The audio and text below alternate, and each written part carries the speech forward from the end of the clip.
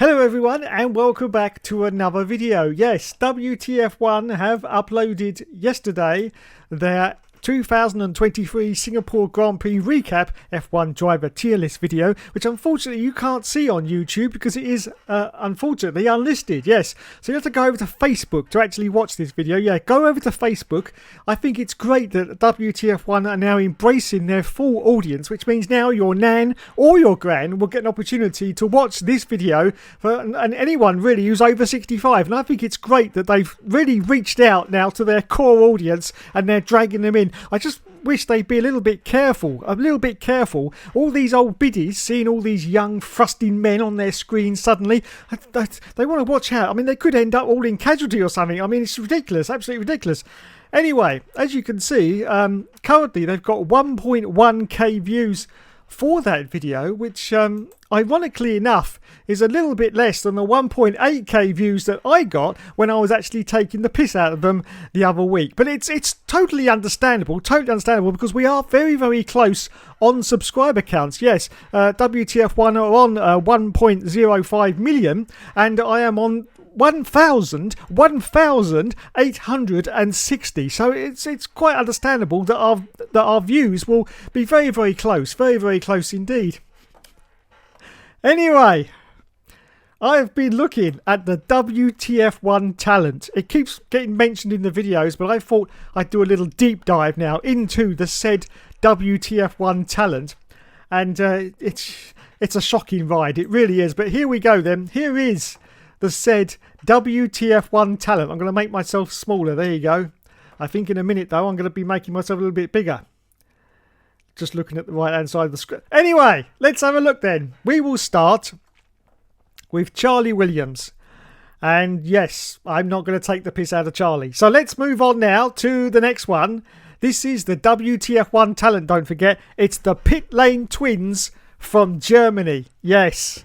It's not very hard to really work out why these two are popular, but I'm sure, lads, if you think about it for a couple of minutes, it may get very hard indeed to try and work out why these girls aren't so popular. They're from Germany. It's Desiree and Virginia are the Pit Lane Twins, identical twins from Hamburg, Germany. Well, I do like twins myself, or basically, in Russell Brand terms, just a typical Monday evening, allegedly. Anyway, this is the Pit Lane Twins who turn their passion for motorsport into their profession. They create content as they travel alongside Formula 1 and Formula E, showing sides of the sport not touched by mainstream media. I wonder why. Bringing fans closer to sport and generating enthusiasm. So there you go, lads and lasses. If you're watching, you're always welcome.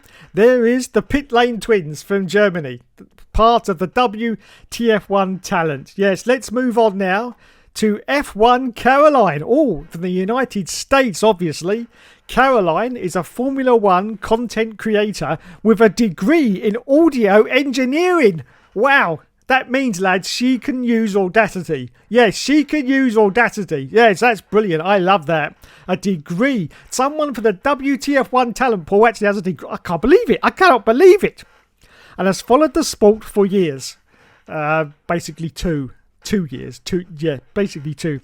Having grown up in Charlotte, motorsport was in her childhood as the Charlotte Motor Speedway was just up the road and she could hear the rumble of the cars when the NASCAR Coca-Cola 600 was held there every year. Fantastic. So there's F1 Caroline. Let's have a look at the next one now. Oh, look, it's our friend of the stars. It's Ashley Eleanor. Ashley Eleanor from the UK. Yes, from the UK. Ashley is a UK-based video and content creator across TikTok. I knew it was coming. Across TikTok, YouTube, and Twitch.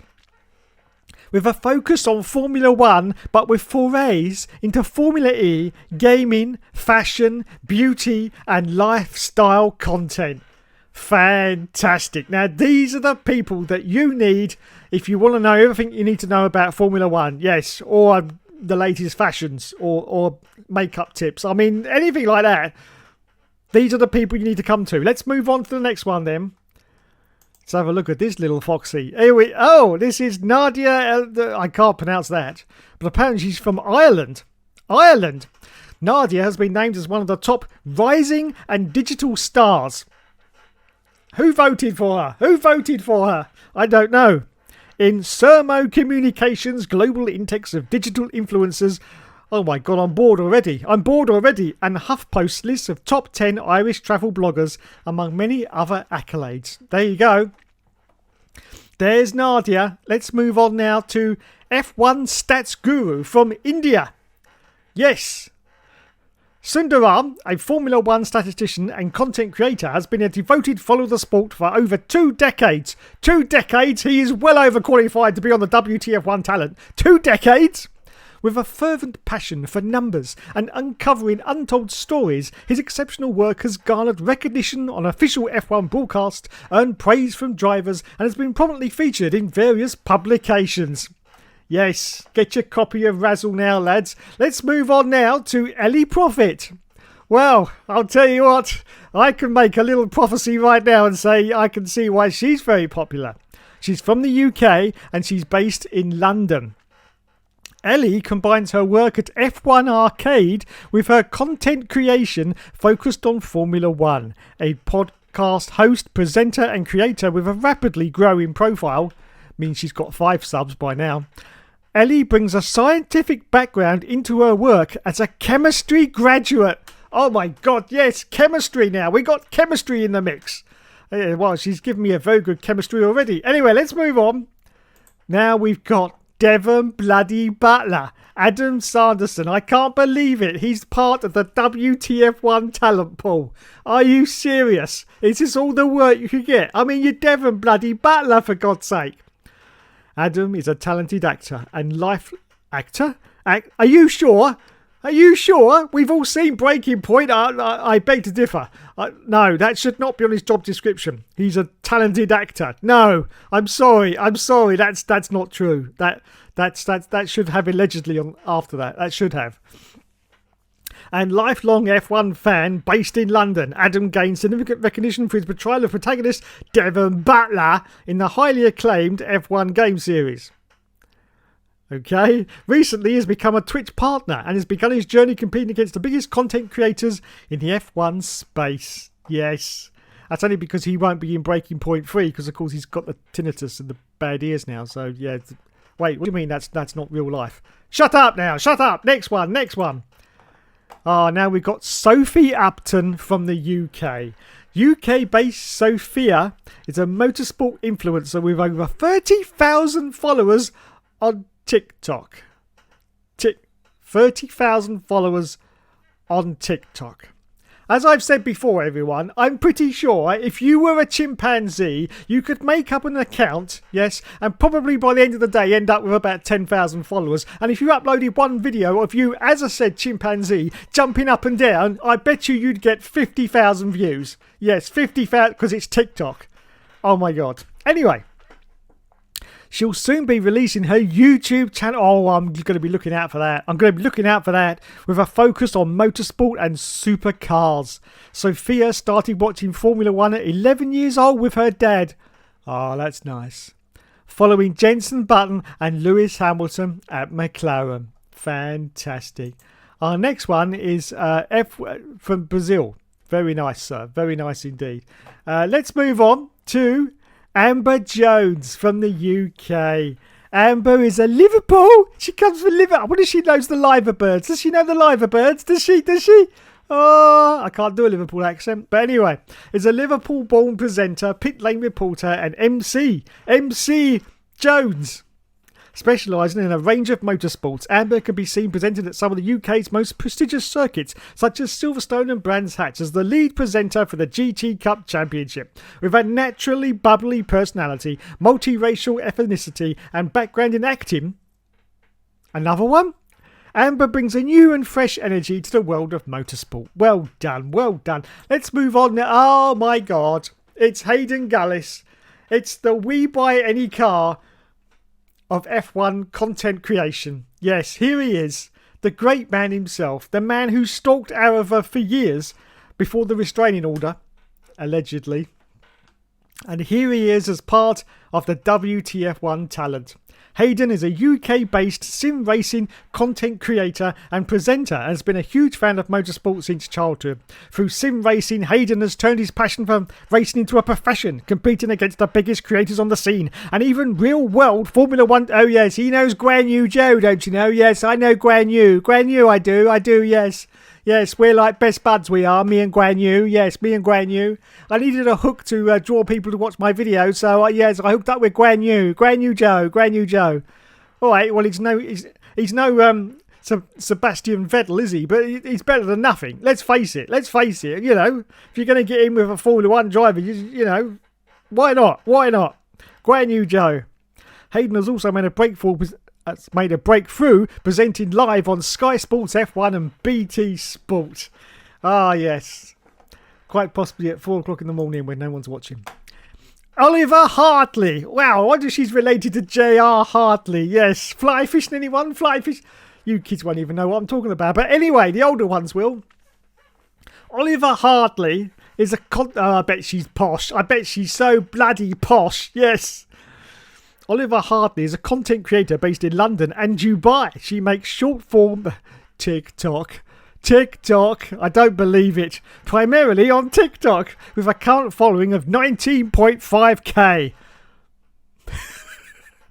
Her content focuses on the statistical and data analysis sector of Formula 1 with the aim of bringing fans closer to the data. With a University of Oxford degree and a background in statistics and neuroscience, she has the credentials. She certainly does.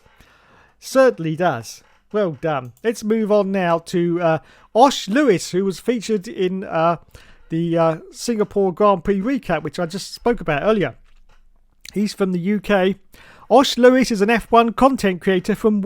he's from Wales. Oh, Yakida, you stupid dragon. I wonder if he knows Puff the Magic Dragon. Or maybe Ivor the Engine. Shitikoff.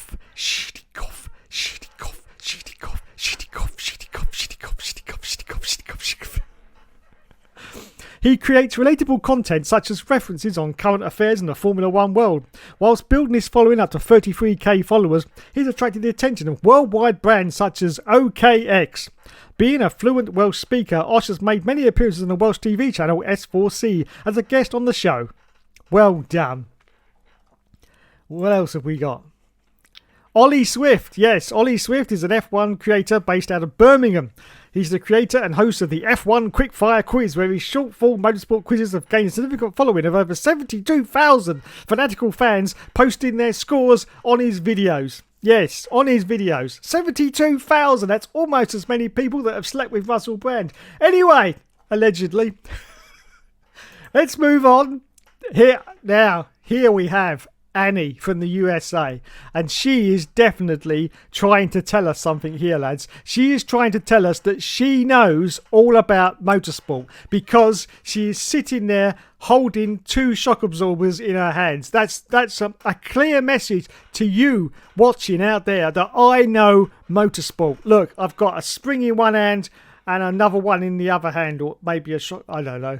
I don't really know. Anyway, Annie is also from the USA. US-based Annie is an automotive influencer with over 2 million dedicated... 2 million? I've got to check her out. Annie from the USA, yes. Over 2 million... Wait a minute, are those on TikTok? It doesn't actually... I bet they're on bloody TikTok.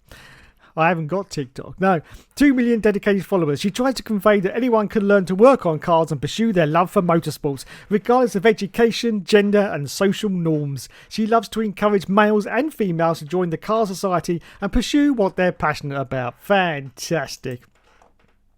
Now we move on to Hannah Atkinson, one of my favourite piss takes of the WTF1 talent pool. I've done it quite a few times in the past.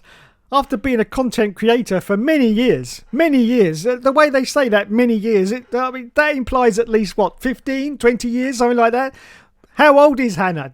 I think she's possibly only about 25 years old. So when you say many years, that is not a lot, is it? She's possibly been a content creator for maximum of 7 years? 7 years? That's not many years, is it? 7's not many. No, 15 is many. Not 7, no.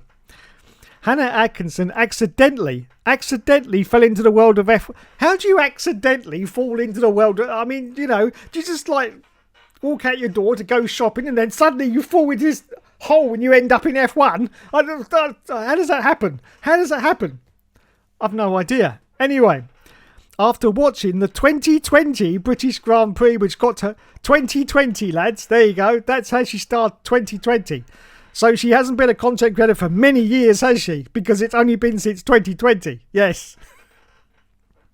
Ever since, she has loved creating videos in the niche of F1, including race weekend vlogs, Grand Prix roundups, and even Drive to Survive parodies. There you go, everyone. There's Hannah Atkinson from the UK. Let's move on now. There he is. There's the great man. There's Andre Harrison. Well, there's not a lot you can say about that, really, apart from great hair. Great hair. Yes, I just wish I had some myself, but unfortunately, time has been very cruel to me. Very cruel. Very cruel. But there you go then, everyone. There is the WTF1 talent pool. They've also got a Twitter site as well. And as you can see, they've got almost 205 followers. Yeah, 205. Almost. It's 24, but it's nearly 205. So yeah, go check them out and maybe send them an application form, because you can, and you could be a member of this WTF. Wait a minute, there's a video here as well. There is a video. Oh, I've got to watch this video. Hang on.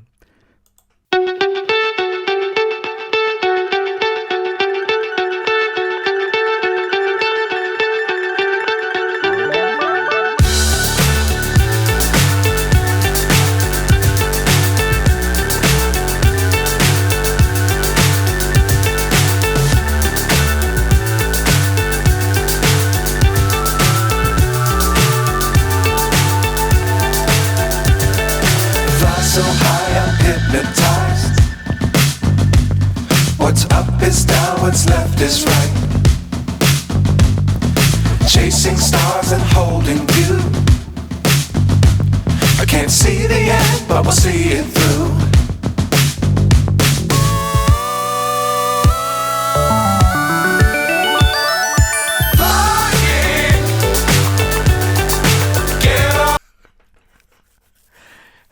I have no idea what that was, but there you go. That's the WTF1 talent.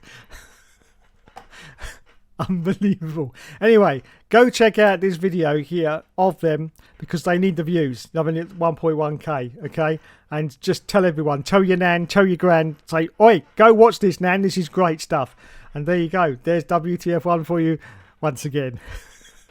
Anyway, enough of this shenanigans. It's time to move on to our post-race review of the Singapore Grand Prix. And oh my goodness, what a race that was. What a race that was. Congratulations to Carlos Sainz, and wow, what an exciting last 4 laps of that Grand Prix it was. And commiserations to George Russell there. Really commiserate. I mean, it was what? It was about that much. About that much. Yes.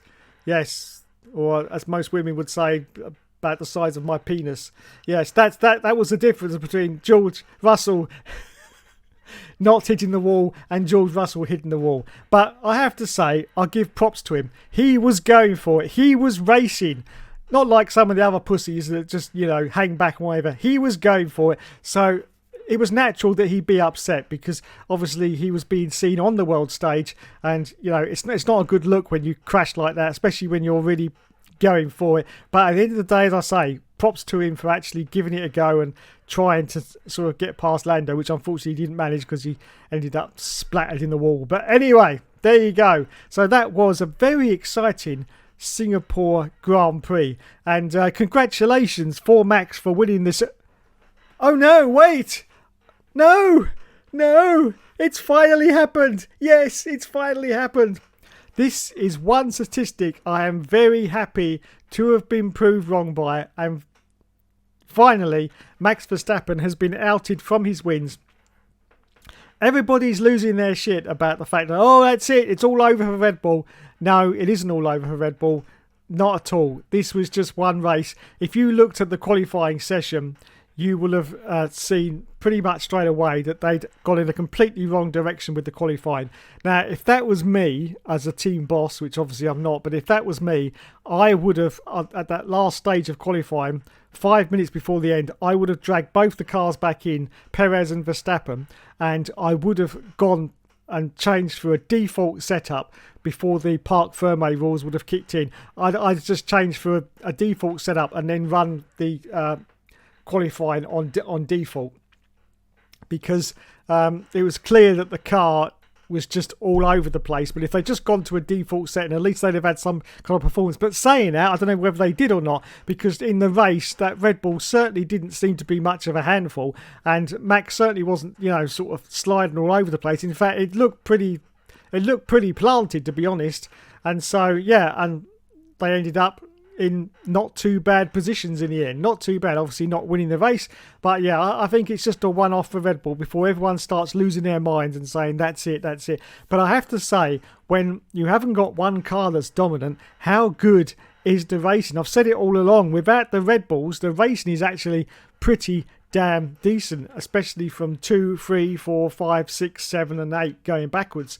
Those positions are really up for grabs because Ferrari is pretty much on an even keel with Mercedes right now. So you've got those 4 cars in the mix. Then, of course, you've got McLaren on their good days. They can be just as good as well with Lando Norris. Unfortunately, not with Oscar Piastri, but that's mainly because of his starting was so far back, so you can't really blame him for that.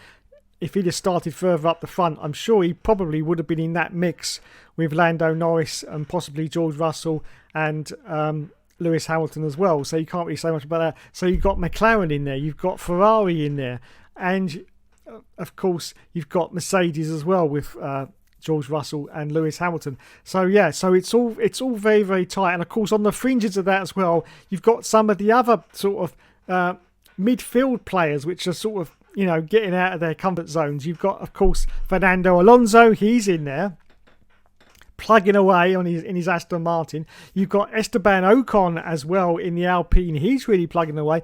But one of the most impressive ones for me is Liam Lawson. Really great performance from him to get points in that race.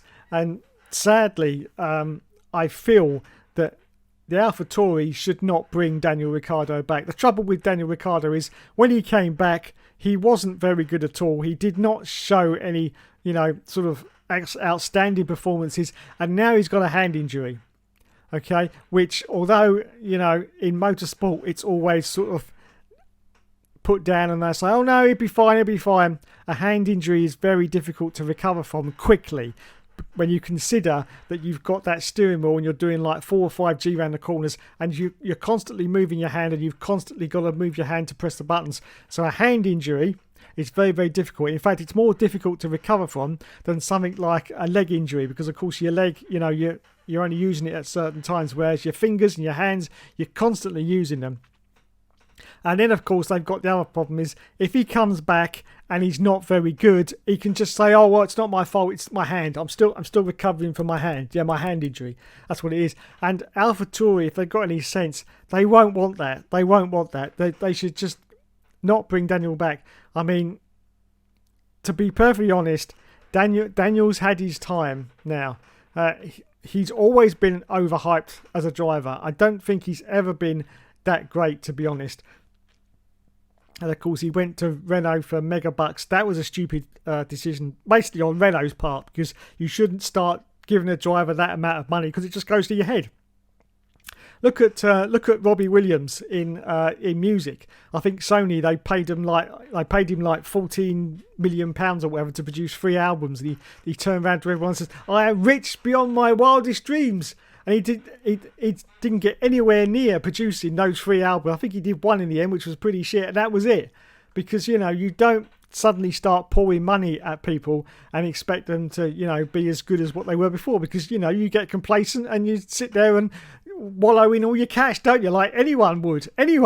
If you won the lottery, you'd do exactly the same thing, wouldn't you? It's ridiculous. So they should never have sort of given him that amount of money. And to be honest, as I say, I've never rated Daniel Ricciardo as a great driver. He's sort of in there with like the Damon Hills and, people like that. A good driver, but not a great driver. So I think they should possibly get rid of, or just not ask him to come back, Daniel Ricciardo, and leave Liam Lawson in. And there's some question marks over Yuki Tsunoda. I think Yuki Tsunoda should stay in that team. I think he's done enough, to be honest, to justify a seat in that team. He'd make an excellent number 2 to Liam Lawson, to be honest. He really would. So I think he should stay in that team. Unfortunately, the rumours are that he is going to be going. And if they replace him with Daniel Ricciardo, that will be one of the most stupidest decisions, I think, that AlphaTauri could make. And whatever name they're going to be next year, Hugo Boss is on the cards, but we don't know yet. I think that's a terrible idea, to be honest. Maybe if they have just Boss emblazoned on the side and have the Hugo like in really tiny letters above it, so the car just looks like it says Boss down the left, that would be okay. But to actually have Hugo Boss on it, it's just going to look stupid. Personally, I think they should just make it back into Toro Rosso again, to be honest, because that's always been an iconic name, and that's where a lot of the youngsters cut their teeth. And so bring back Toro Rosso, that's what I say, and just leave it like that and stop trying to put your stupid clothing brands or other brands onto it, because it clearly isn't working. It clearly isn't working because you're just not doing a very good job, apart from of course Liam Lawson, who's come in and really done a fantastic job. But Yuki should stay. So that was the Singapore Grand Prix. As I say, a great race for once. Don't get too complacent thinking this is now going to be the new norm. I'm pretty sure next weekend at Japan that Max is going to be back on the pace, and we're back to Max being in first place and winning the races again. But Ferrari are definitely got a show in form at the moment, but can Carlos Sainz continue that? It was quite funny, wasn't it? I think it was last year, 2022, when they burst onto the scene at the start of the season with Ferrari, and Charles Leclerc was, he was the number one driver, not in real terms, because they don't really have a number 1 and number 2 at Ferrari, but he came in and he was like, he was thought of as the number 1 driver, and Carlos Sainz was sort of pushed to the side a little bit, and he was like, oh well, Ferrari was sort of, well, yeah, we signed him, but he was sort of the Eddie Irvine signing of Ferrari for Carlos Sainz, wasn't he? But he certainly proved now that he is the I've got to say, he's the better driver. He's the better driver over Charles Leclerc. I've said it before, Charles Leclerc just makes too many mistakes when he's under pressure. Of course, I didn't see much pressure for him yesterday for Charles Leclerc, but of course, Carlos Sainz won the race, which is the most important thing. And he just looks more determined, and he really does. As I saw on the Channel 4 coverage, they say that he's coming to work every day. He looks buff, which means he's been training a lot. He really does look buff, apparently, and it's great to see. And I hope Carlos Sainz is going to be a hot contender for the second half of this season, or should I say the last third, because we're getting down to the wire now. But yeah, I hope he's a real serious contender, because I'd love Carlos Sainz to be up there fighting with Max Verstappen. I don't know if it's going to be possible. It just depends on how it goes with this car. A lot of people have been saying that the new technical regulations that came in over flexible wings has really hurt Red Bull. I'm not so sure about that. And even if it has, Adrian Newey is a clever old stick. And I'm sure that as soon as these regulations came out, he would have been straight into his office on his computer trying to, find ways around it and trying to get the car back up to speed again. So I don't think it'll be too long before the Red Bull is right back up there amongst it again. I'm pretty sure it'd be business as usual in Japan. If it isn't, then this could be an exciting last third of the season. It really could, and I'm hoping that it is going to be, because based on that Singapore race, that was absolutely fantastic. It really was. Possibly, I don't know, best race of the season so far. It's got to be up there. It's got to be up there, because let's face it, it's been pretty boring with Max winning it all. But yeah, it was a great race, and congratulations to everyone involved, and commiserations, of course, to George Russell, who really doesn't deserve quite a lot of the hate that I've been seeing about him. I'll say he was giving it his all. He really was. He was going for it. Not like some of these other pussies that are out there, and they just don't do anything. Just sit there going around the track and collecting their paychecks. Valtteri Bottas. Seriously, Valtteri Bottas, what is he doing? Nothing. Just picking up his paycheck, and he's just doing nothing at Alfa Romeo right now, is he? Just absolutely nothing. Anyway, that was our post-race on the Singapore Grand Prix. Thanks so much for watching, everyone. Oh my goodness, 29 minutes. Wowzers. Thanks so much for watching, everyone. You have been awesome as always, and I'll catch you in the next video.